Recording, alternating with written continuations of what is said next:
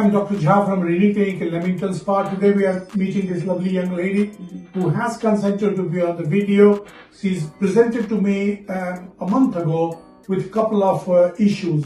One issue was she had an intradermal nevus on the top of her scalp, and she also had a sebaceous cyst back of her armpit, left armpit.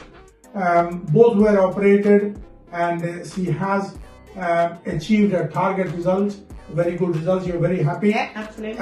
Tell the viewers out there who is watching this video, they may have a similar scalp problem, or they may have a sebaceous cyst and similar cyst and all that. What would you like to tell the viewers today? Just that it was a very painless experience. So I didn't really know what to expect when I came in, but I had them both done on the same day. Local anaesthetic with both, and I didn't feel a thing.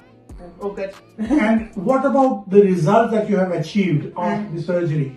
Yeah, no, it's been fab. So I came for an appointment a week after the procedure, and yeah, I've had no problems at all. All healed well. Would you like to recommend this people? Did you feel safe here? Did you feel that you are in a professional clinic and they look after you and all that sort of thing? Yeah, absolutely, yeah.